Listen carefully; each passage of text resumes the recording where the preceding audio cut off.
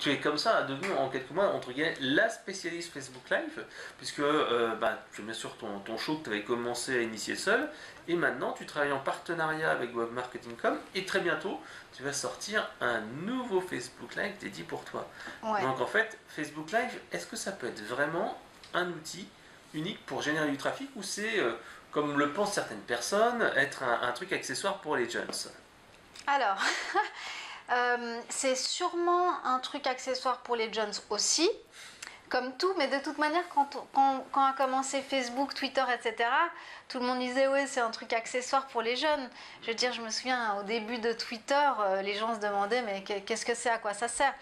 Donc, mais non, Facebook Live, ça a été créé et lancé vraiment dans l'idée que ça devienne je veux dire un outil quasiment un média de communication. Un média, mais de toute manière, tous les réseaux sociaux sont en train de devenir des télévisions.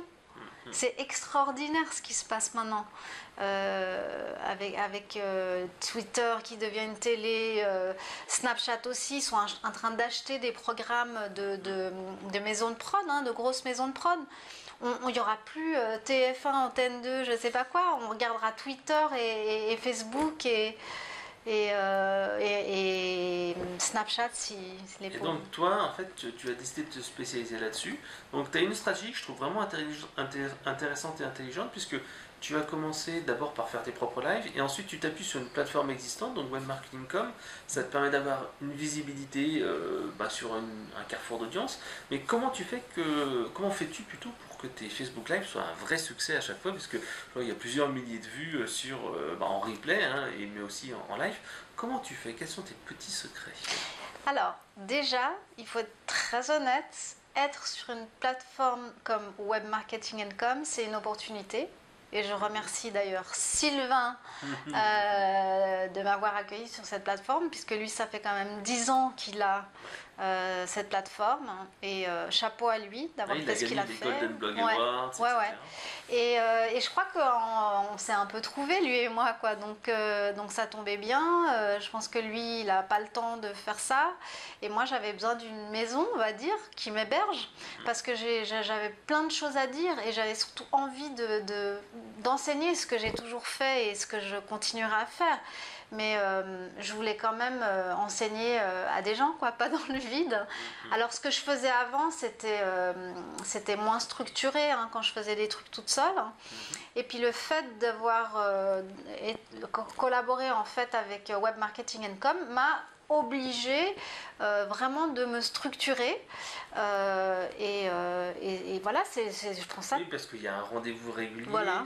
Il y a un contenu, entre guillemets, une ligne éditoriale, donc ça te pousse et ça t'oblige en fait à avoir entre guillemets une motivation, parce qu'en fait tu as tes auditeurs qui t'attendent, quoi, en fait. Vraiment le but de cette émission, c'est que les marketeurs, c'est vraiment une émission en fait qui est, je pense, un tout petit peu plus avancée. C'est pas forcément pour les débutants, c'est plus pour les marketeurs, les communicants professionnels ou même les entrepreneurs déjà un tout petit peu aguerris, parce que on regarde ce qui se passe dans l'actualité du web marketing et des réseaux sociaux, et surtout on l'analyse et on regarde ce que nous on peut faire, comment on peut adapter ça pour notre boulot de marketeur ou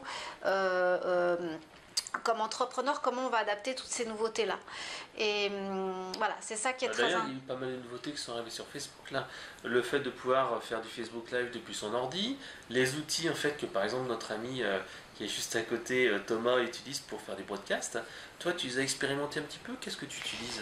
Alors, j'ai commencé vraiment de base avec le iPhone. Donc, je pense que c'est un truc qui est très organique et il ne faut pas vouloir tout de suite avoir tout d'un coup, parce que voilà. Donc, j'ai commencé avec mon doigt et mon iPhone. C'était assez simple. Et puis, petit à petit, après, je suis passée à un autre outil gratuit qui s'appelle OBS. Qui est une plateforme, voilà, il faut un petit peu apprendre à l'utiliser, mais on peut commencer à faire des choses pas mal avec ça. Et puis après, quand j'ai vu que j'allais vraiment faire ça sérieusement, j'ai j'ai acheté une autre plateforme qui s'appelle Wirecast. Donc ça, c'est vraiment un peu, on va dire, actuellement la référence. Enfin, disons, quand on veut faire quelque chose de sérieux, de solide. Il y a beaucoup de gens qui utilisent maintenant BeLive, qui est pas mal, c'est gratuit. Je l'ai utilisé moi pour faire des interviews. Wirecast, il faut bien apprendre et il faut comprendre qu'on va gérer plusieurs choses à la fois. C'est-à-dire que c'est vraiment comme on est en général un one-man ou one-woman show. On gère notre contenu, on gère la plateforme, les petits effets machin. Donc j'essaie de ne pas avoir trop d'effets pour l'instant. Le générique, le truc, les commentaires. Alors c'est vrai que sur le Live Com, il y a Sylvain qui est là aussi pour modérer.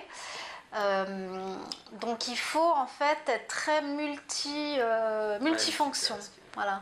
Mais on s'exerce et puis on finit par s'habituer en fait. Alors justement, il y a quelques astuces qu'on a vues tout à l'heure, c'est inciter les gens à liker, à partager, parce qu'en fait c'est ça qui aura un succès, parce que si tu prolonges que sur ta page fan, tu auras juste ton audience à toi. Par contre, si ton audience commence à partager sur le mur, ça donne tout de suite vraiment l'intérêt. Donc toi, tu fais ça, tu incites les gens à liker, à partager. Quelles sont tes petites astuces supplémentaires? Alors, honnêtement, moi... Alors, deux choses. Premièrement, je pense que bientôt, si ce n'est pas déjà fait, Facebook va pénaliser les gens qui disent liker, partager. Je sais que ça va arriver. D'accord? Donc, et je pense qu'il va falloir très rapidement éviter d'harceler les gens en disant liker, partager, liker, partager, liker, partager. On sera pénalisé. De toute manière, moi, de nature, j'aime pas trop faire ça. On en revient toujours à la même chose. C'était la même chose avant avec Facebook. Quand on écrivait partager, après, on a été pénalisés.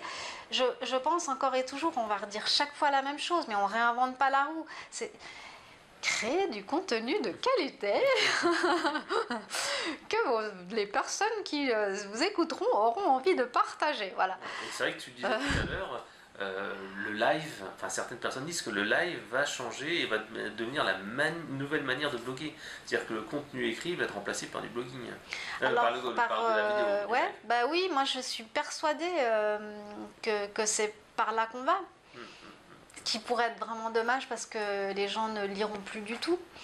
Mais c'est vrai que c'est complémentaire, quoi. Moi je le disais, quand je suis dans les transports, j'écoute souvent du podcast ou j'enregistre des vidéos que j'écoute parce que lire, j'ai pas forcément le temps. Par contre, je peux écouter un truc, regarder mes mails et faire autre chose en même temps.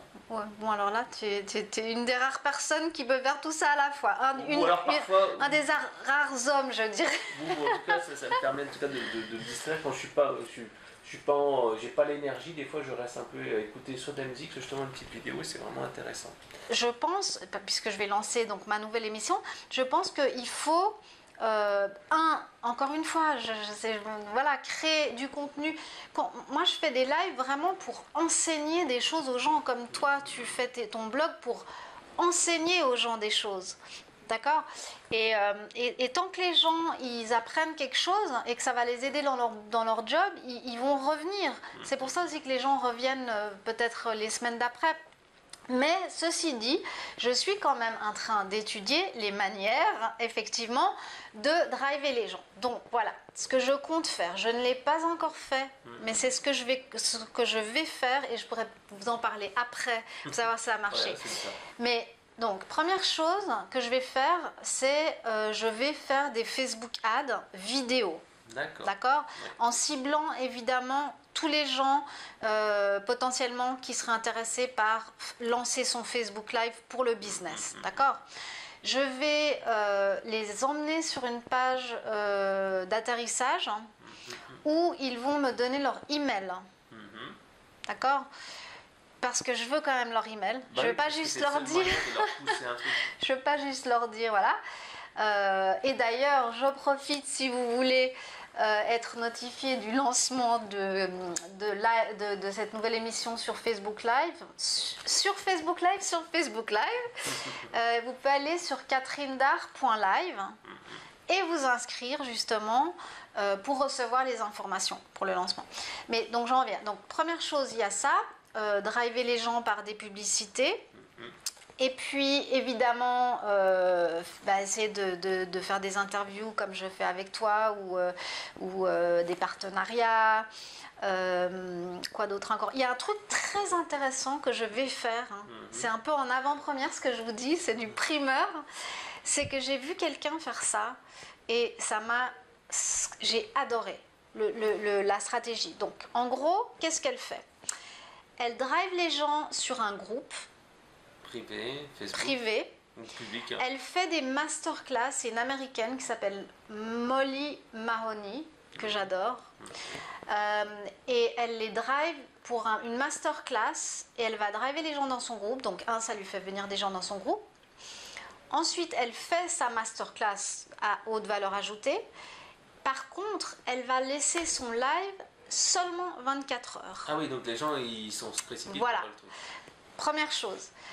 Elle réutilise ça d'ailleurs après, j'imagine, pour le contenu de ses cours, hein, ce qui est très intéressant. Mais j'ai beaucoup aimé l'idée de donner énormément de valeur, de donner un cours, mais de l'enlever après. Ouais, ça vient la scarcité, le fait que ça soit pas disponible longtemps. Et puis dans les groupes, l'intérêt c'est que le reach est très bon par rapport à une page Facebook ou un profil, etc. Voilà.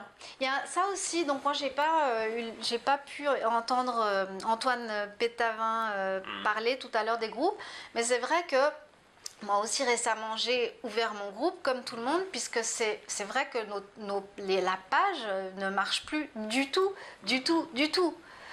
Donc finalement, les groups are the new page en fin de compte. Bah oui, parce qu'en fait c'est là que tu as des affinités thématiques et en plus tu as un bon reach, donc en fait c'est vraiment c'est intéressant. Et puis moi je vois pour les formations même, en fait j'ai un club privé avec tous mes clients et mes clients peuvent aller dessus et grâce à ça en fait je peux leur pousser des promotions derrière. Ouais.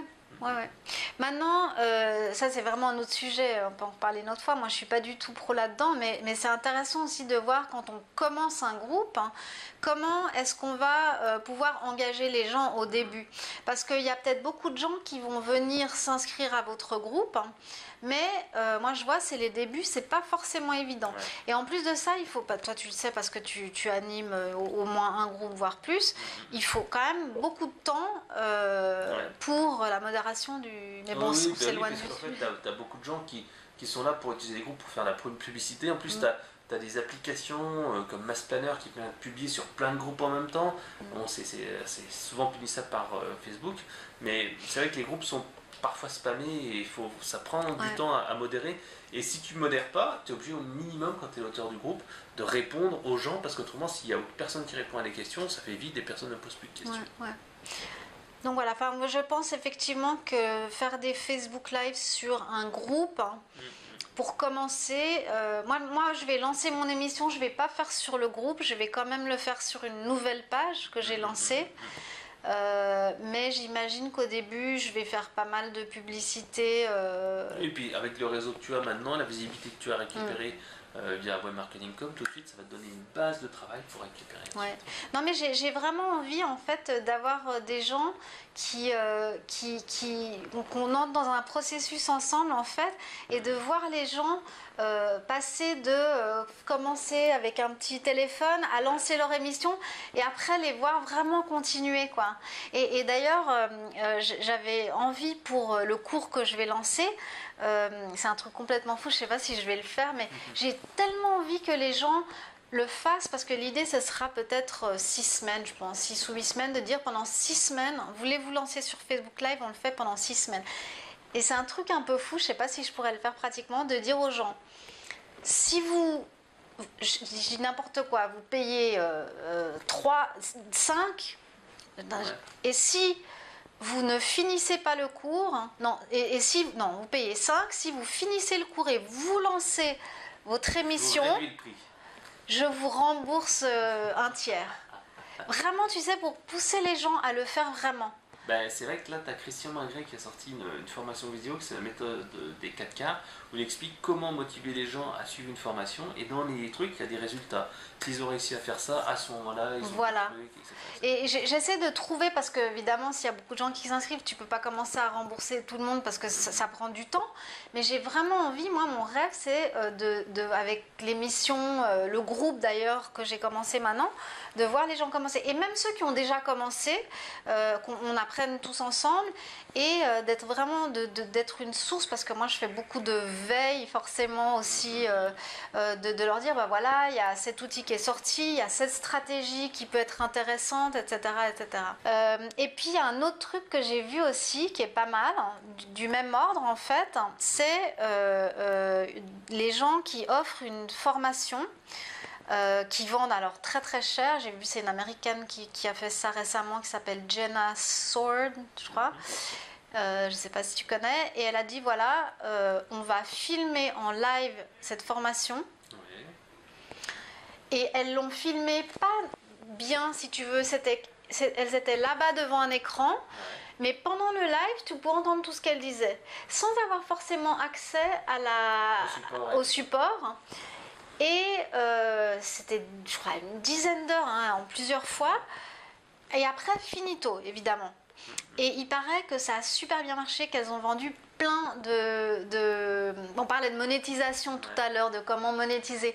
Ça, c'est un petit truc que j'ai vu, genre hier avant-hier, où je me suis dit... Donc, tu as accès un petit peu à une version un peu dégradée. Et si tu veux avoir tout, la totalité, les supports, les aides, les machins, tu payes la version totale. Ouais. Et en plus, personne forcément. Moi d'ailleurs, la formation ne m'intéresse pas, mais j'avais pas. C'était à minuit, 2 heures, passer des Américains, tu vois. Mais si ça m'avait intéressé, peut-être que. Que tu aurais suivi une partie. Voilà, mais j'aurais pas pu tout suivre. Et puis, donc ça, je trouvais intéressant. Et puis, qu'est-ce qu'il y a d'autre qui est intéressant aussi? Ah oui, donc ce que je trouve intéressant, c'est un autre truc qui est intéressant, c'est que, donc comme moi, par exemple, j'ai mon émission sur finalement un canal qui est une plateforme, une télévision, on va dire, de voir par exemple cet outil qui s'appelle BeLive. Ils commencent eux aussi à avoir des shows d'autres personnes.